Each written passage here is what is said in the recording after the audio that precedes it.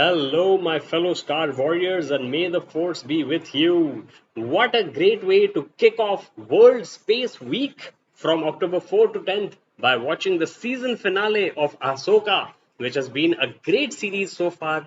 Great character development, fast paced story, especially the galaxy hopping hyperspace travel with Ahsoka and Huang hitching a ride in the mouth of a space whale or purgil. But we will come to those points later during this live reaction review slash fandom thing. So, all right, we are the Akshats. This is Advitya, and I'm Aradhye, and this is Dr. Darth Vader, and of course, Master Yoda.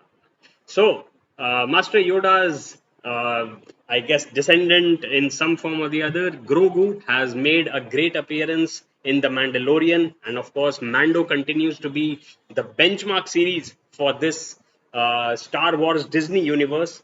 But what we are going to see in the next big movie is an amalgamation from all these characters Mandalorian, Grogu, Boba Fett, Fennec Shand, played by the incomparable Ming Na Wen, who also plays Agent May in Agents of S.H.I.E.L.D. So that's a nice crossover character, not character, actor character, between the MCU and the SWU. Okay, a bit of a tongue twister there. But without further ado, let's get down and watch the series finale of Ahsoka. And like I said at the beginning, may the force be with you. Admiral Thrawn. This is one villain who is willing to learn from his past mistakes, and that is exactly what he says. Never again will he underassume the part that a single Jedi warrior can play. Because at the end of Star Wars Rebels, Ezra Bridger, the character played by a very nice up and coming actor called Eman Esfandi, whose life story is quite interesting, as he says that he has been manifesting the future he sees for himself by flex rapping about it, and that's a very nice way to go about it. Uh, the villain here, Grand Admiral Thrawn, is going to be an adversary to watch out for. So I'm really excited to see whether they manage to keep him as the big villain for the big movie, or they tie him up in some sort of phantom zone, General Zord type dimension, and the world between worlds or something by the end of this episode. So I'm as curious as you are. Of course, I will be giving another short 1 minute review in my shorts highlights after I watch this episode. So you can watch that as a trailer, and I'm sure that the people who watch that, I will direct them to this video. Share with me in the comments what you think about Ahsoka, the Star Wars universe as Disney Plus has built it, and what you expect in the future. And there we have it, the episode name drop, part 8, The Jedi, the Witch, and the Warlord. It completely and utterly harkens back to The Lion, the Witch, and the Wardrobe, C.S. Lewis's book, on which I think the Prince Caspian and those movies were based. Especially J.R.R. Tolkien and C.S. Lewis were part of that tea party in which they used to discuss fantasy novel ideas and high fantasy novels from which the Lord of the Rings came about. So I'm really happy that these kind of callbacks are there in the writing, in the conception of these fantasy series. Also, I must say that the magic that they are referring to or they are using, culminating in a sword of Talzin being given to Morgan Elsbeth as the newest member of the Supreme Mothers or Sisters, the Watch Sisters of the Watch or whatever. Uh, I like it that they are using the Force, which is the Star Wars main concept, in different ways. You know, manifesting it in sort of a visual way, not just in the way the Jedi's use it in form of lightsabers and telekinesis, which is controlling things, manipulating things physically with mental strength. I like how they've given it a sort of a different visual treatment as well, because the sword has sort of green flames running on it, and I think it's a good extension of the Star Wars fantasy realm. It gives them a little more leeway to play with in terms of characters, story arcs, and of course The good will always win over the bad, even if though it might be ugly. So that's another thing that this harkens back to: the good, the bad, and the ugly. The warlord, I guess, could either be General or Admiral Thrawn. It could also be Balin Skoll, who is off on his own journey to try and end this repetitive cycle of war and peace, sort of. That is what he had said in the previous episodes. You can check out my reviews of the previous episodes on my channel, of course, and you can read them on Stack Me as well. My science fiction book, An Android Awoke, is also available on Stack Me. The link is in the description. Okay, self promotion aside, let's move on into part 8. We got about 40 minutes to go, and I hope that Aditya will stay awake for the rest of the watch. One more thing that I would like to say is that the Noti, which are the small little alien creatures who live in sort of hard shells, hard encased shells, I was going to say, but of course, an encasement is a shell, so that would have been an oxymoron. But not being moronic, the Noti remind me of the hobbits in the Lord of the Rings, right? Yes, and now we are in that operatic mode in which Aditya lets loose of her vocal cords and adds a very nice, subtle context to what I say. Yes, may the force be with you. The dynamic between a master and his or her apprentice is very important in Star Wars. You know, how the apprentices turn and Obi-Wan Kenobi to Darth Vader slash Anakin Skywalker, Anakin to Ahsoka, Ahsoka to Sabine Wren. The same thing goes with Ken and Jarrus, who was the master of, I was going to say Eman Esfandi, the master of Ezra Bridger, who finally got thrown out of this galaxy, or rather that galaxy, and into this galaxy at the end of Star Wars Rebels. But all those things are basically reinforcing that underlying concept of good versus evil. The light side of the Force, Master Yoda, versus the dark side of the Force, Anakin Skywalker slash Dr. Vader. I like to call him Dr. Vader because it has sort of a nice alliterative ring to it. But all those things aside, uh, good versus evil is always a good motif to carry through fantasy, because we as audiences have suspended our disbelief just to watch the good guys win over the bad guys. And here, Ahsoka says, trust in the force. So I guess it's more about having a positive mentality than anything else for the real world, I'm saying. And it kind of resonates with me because I have my own personal existentialist humanist philosophy of 6Rsm, in which I know that I can't really control anything beyond the present moment. But for practical purposes, I kind of try and do what I can in the next 6 hours continually. It's an ongoing timeline, not a quantized or discrete one for those of you who understand engineering mathematics. But uh, given those things, I always maintain positivity and I always hope for the best, not just for myself and for Advitya, but for everything that surrounds us. And I just hope that when she grows up, being an astronaut and being spacefaring will be as common jobs as being a data analyst or AI prompter is these days. And I can easily see that in the next couple of decades, it's going to be a thriving space economy. Circling back to the World Space Week that is going on from October 4 to October 10, I will be making a separate video about that as well. And I hope that Advitya will see many of the ideas that are presented in this Space Week manifest in the real world. Many heroes in Star Wars are associated with their own ships, and this is another ship that goes down. Ahsoka's ship is sacrificed by Sabine to make sure that they are not blown out of the very low level that they were flying at with the naughty, the hobbit-like creatures. And that reminds me, it looks like Ahsoka the White, who came out of the world between worlds, is kind of a shout out to Gandalf the White, not that they call her Ahsoka the White, that's just for us fans who are doing that, but it makes complete sense because she is wiser and she is more calm and calmer. Okay. Superlatives aside, I also want to say that the Razor Crest of the Mandalorian, Din Djarin, to be accurate, also got blown up in Mando, and that was also a huge blow to him. But then he upgraded to the N1 Starfighter with a little glass capsule for Grogu. So let's see if Gogu and I, what vehicle we build for ourselves in the future. Yes, and now we are into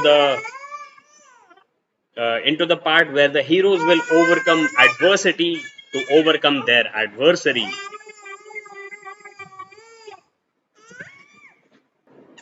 Okay, so the Lord of the Rings callbacks just keep occurring to me, maybe because I'm such a Luther fan.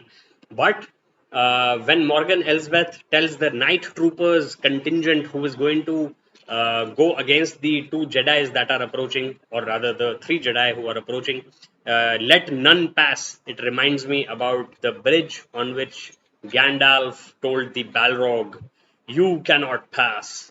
And that became a very nice meme, especially the part after that in which Gandalf is hanging on by his fingertips and he says, "Fly, you fools," to the rest of the fellowship.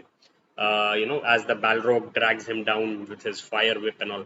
So even in the book and in the movies, that scene was very pivotal because Gandalf was lost to the Fellowship for quite some time after that, and they were on their own. And Huang is repairing Ahsoka's ship with the help of the Hobbit slash Naughty. So that is going to play into the climax, I suppose, if they are to, ride their own ship back to this galaxy, back to our galaxy, I will say, from this Peridia galaxy. And if you find that you are somehow new to the Star Wars universe, then Ahsoka, as I've said before in my previous reviews, is a great place to start. Also reminds me that there's been some sort of conversation going on Twitter in which they are saying that men are being written out of Star Wars, which is absolutely banal and crazy, I'll say, because even here, Ezra Bridger is continuing to play a main role. There's of course Grand Admiral Thrawn, and I think apart from this Morgan Elsbeth, I haven't seen a female villain in Star Wars. But of course, feel free to correct me if I'm wrong and share your thoughts in the comments. Time for a Marvel Cinematic Universe shout out, and none other than Avengers Endgame, in which Thanos says, "Rain fire," when his army is losing against the combined, retrieved back from the blip Avengers combined forces. And this is kind of what Thrawn says. He says, "Rain hellfire upon them," and they start shooting from the ship on the three Jedi who are approaching. But obviously they do not manage to stop them from entering the temple of the sisterhood, and that's the MCU shout out that I thought was worth mentioning. So Excelsior to my fellow Marvel Cinematic Universe fans as well. And I was reminded many times about Stan Lee because I have been rewatching The Big Bang Theory in on and off, and it just Stan Lee keeps coming up very often. And I saw his cameo appearance in that episode as well, in which Sheldon Cooper gets a restraining order from him. All right. Zombies in Star Wars. This was the trope that was needed. So now I get why they are trying to infuse that magic thing into the Star Wars Ahsoka finale. And the Night Troopers, in literally 30 seconds, were finished, and now they are getting revived by the dark magic of the Sisterhood, the Supreme Mothers. So I guess it's a nice twist, and it'll be interesting to see whether now they have to chop off the head of a zombie to really cut it down, because otherwise most of the time it just seems like you knock over a stormtrooper and they are gone. I mean, it's like if Yoda just did this to Darth Vader and Darth Vader would go, "Meow."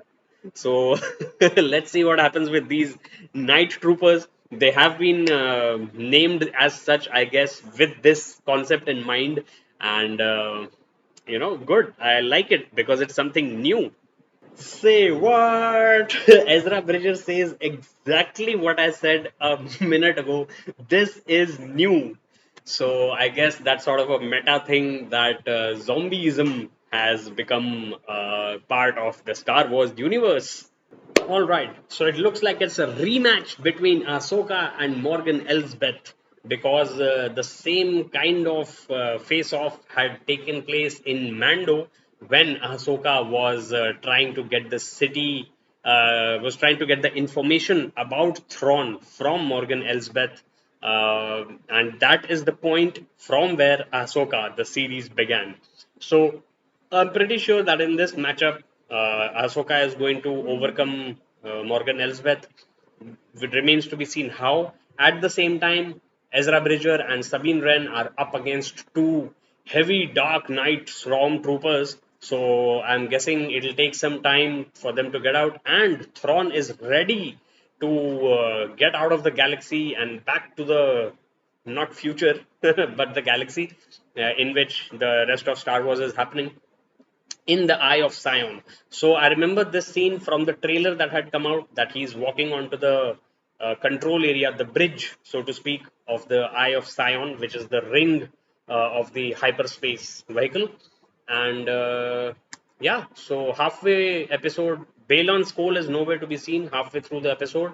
Let's see how this goes. Okay, so it is settled. Standard zombie rules apply. You gotta get their brain to make them brain dead. So Ezra chops off the head of the night trooper which is attacking him, and Sabine just impales him right through the brain with her lightsaber that she got with the Force. Alright, so now we are set up for the climax. I'm not sure what the rest of the 20 minutes are going to be about, and I'm very curious as to where Balan's school is and which side he will land upon when he finally does land up. I guess the best part about being a Mandalorian plus a Jedi is that you get to have Beskar armor, which is awesome max, and a lightsaber, which is ultra awesome max. And so blasters firing, lightsaber swishing. Sabine Wren is there to back up her master Ahsoka in the fight against Morgan Elsbeth and the zombie knight troopers. So this is obviously going to turn out in their favor, and I'm just waiting for the climax. Ezra Bridger has bridged the gap between the ship and the platform. Okay, this way. Between the ship and the platform. Okay, or maybe this is going to be flipped, so this way. I don't know. You tell me what you think is going to happen and what you thought, obviously, because you're watching this later, about the series finale as well as the overall series as well as Star Wars in general. Let's get a conversation going in the comments and smash that sub button for awesome max fun. Okay, multiple mind games going on here. Actually, one main mind game, which is Grand Admiral Thrawn bringing up the evil in Ahsoka by taunting her about Anakin Skywalker becoming Dr. Vader. But of course, we know that Ahsoka is on the good side of the Force and she is not going to cave in. But what I wanted to point out to you, my fellow Star Warriors, was that he calls her a Ronin, and a Ronin was actually a disgraced samurai in Japan. So a samurai without a master to protect. And you might recall, if you're a Keanu Reeves fan, a movie called 47 Ronin, and it's okay. It's a one-time watch. I mean, it's got some nice mythology going in it. It's got a nice Japanese storyline. Of course, nobody would buy Keanu Reeves as a Japanese samurai, but he was the king of action, as he continues to be with John Wick these days. But John Wick is more, and 47 Ronin was more. So, oh, lightsaber. I guess that's where they tie in. But speaking of Keanu Reeves, loved him as Neo, hated the Matrix Resurrections, and just absolutely awesome Max, all round A1 guy as far as I know. And of course, I've only known him from the other side of the world. But huge shout out to Keanu Reeves. Would love to see him in Star Wars. And yeah, I guess that's what I wanted to say. And now we are finally into the climax. We are off the planet. Bale and Skull, I guess, has been left for another series or the big event movie. Let's see how this episode and the series finishes. And I'm sure it's going to finish with a bang, or at least it's going to set up something bigger. Let's see. I can't wait to see that. And I know neither can you. Since you are either new to the Star Wars universe or you have watched the episode and you are trying to see if my reactions are the same as yours, please do share what you think in the comments. And if you haven't seen Ahsoka, what are you waiting for? May the Force be with you as you start exploring the Star Wars universe. Okay, I can't even begin to tell you how many Lord of the Rings shoutouts I can see here. Okay, so let me start with Ahsoka the White and Sabine Wren. Consider her an amalgamation of the four Hobbit who were part of the Fellowship, the four Hobbits who were part of the Fellowship. So they come back to the Naughty village, right? And the Naughty are all chittering with excitement, which is kind of how the Hobbits felt when the Fellowship hobbits returned to Hobbiton, right, to the Shire, broadly. Huang is there with the repaired ship, and that is obviously going to be a great help to them when the next series or the big event movie starts up straight away. Because I don't know about Ahsoka series 2. Okay, next, the apprentice of Balan School, Shin, she reaches a sort of a mercenary camp of the local alien type droid shite type bandits, and she raises her lightsaber, and the red lightsaber lights up, and so she's attracting the evil towards her. So you consider them a parallel of Sauron when he was beginning to gain power again for the events of the Lord of the Rings that we all know and love. uh, and the orcs, right? So Sauron started to muster the orcs into Mordor to build up his army and start the dark, reign again. And then Balin Skoll finally shows up, and he is standing on the outstretched finger of a huge mountain-sized king, okay, carved into the rock, and not just one king but a couple of them. So that echoes so much like the statues of Elendil and Gil-galad, who sort of stand on the river, and Durin. No, Anduril was the name of the sword, which Narsil became, which was given to Aragorn. How can Anduin, the river Anduin. So the two, huge king figures carved into the mountain are totally echoes of that, and it's pointing towards where Balin School needs to go in the next, series or movie or whatever. And so now we've got the Star Wars universe going on in two galaxies. Ahsoka, Sabine Wren, Shin, and Balin Skoll are in the Peridian galaxy, and these guys have just made it back to, I will call it, the Prime galaxy. And the way that I have paused it right when the ring of the Eye of Sion or whatever, the ring of that spacecraft is just encircling the red planet. It's approaching, and it looks like the Andor, the Rebel Alliance. Trident like that. And lots of nice shout outs, and I guess they've set it up for a new uh, movie or series, so looking forward to more things. And Loki season 2 starts, so the fun doesn't stop here, my fellow Star Warriors and Marvelers. Excelsior, and may the Force be with you. Coming right up is my final thoughts on this episode, and you can check out my 1 minute short, which is more like a teaser for this review. If you've watched so far, or if you have skipped ahead to this part, make sure you like, share, subscribe, LSS, which are also the initials of my alma mater, which I keep shouting out, the Lawrence School Sanar. Happy Founders Day, my fellow Sanarians. I know none of you, or maybe one or two of you, will maybe see it sometime. But who knows the future? Because the past is history, the future is a mystery. Let's see what goes on with Star Wars, with the world, with the World Space Week in general. Coming right up, my wrap up of this review. And thank you all so much for watching through. I guess I'll take not more than 30 seconds or a minute to bring this review to an end. So thanks once again to my 1000 plus subscribers. You give me a lot of motivation to carry on sharing my thoughts with you, and I hope you will share your thoughts with me in the comments as well. All right, first let me press back so that Andor doesn't start all over again with this autoplay feature that Disney Hotstar has got going on. Uh, okay, of course, based on Star Wars by George Lucas, Dave Filoni, John Favreau, who started off the MCU with Iron Man 1. All right, so all these guys are giving us fandom a lot of things to digest, and it's apparent that there is going to be a continuation of this story. I'm just going to wrap up very quickly by saying that not a satisfactory ending, but actually a very satisfying beginning to a whole story arc that I'm not sure how it's going to get resolved, without a full series. But Star Wars is famous for making movies which are large in scope and even larger in concept. So I guess I'm just looking forward to where they go next. Looking forward to Loki season 2, and looking forward most especially to what you guys think in the comments. No matter whether you're watching this today, tomorrow, 6 years, 6 hours, 6 months in the future, because 6 hourism, like I said in the middle of my video, is what I live by.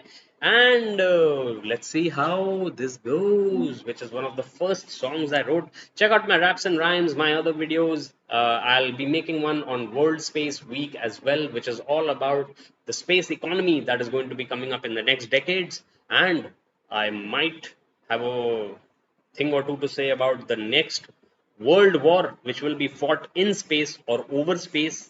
Let's see how how much time and how much opportunity I get to make that. I'm just waiting to see if there is some sort of a mid credits or post credits scene, but it doesn't seem like that. I think Dathomir. Yep. So those all those rays converged at the planet at which the Thrawn ship appeared in the Prime Galaxy. And another last scene plot hole would be how would Ezra Bridger get a complete, fighter ship or transport ship to escape from the Thrawn ship and go to the New Republic's Hera Syndulla ship. So I guess we'll either know more about it or it will get glossed over as part of a, you know, don't worry about it sort of plot hole. But that being said, I'm almost at the end of this episode. Yep, 50 seconds to go, no end credits. So that's not disappointing because Star Wars is not known for end credits as such in series, but just forwarding through Rising Sun Pictures. Yeah, great, all right, good, go for it. And that is almost it. Lucasfilm, ILM Stagecraft, of course, a huge, major development in filmmaking because it allows for very nice, expansive backgrounds to the main scenes.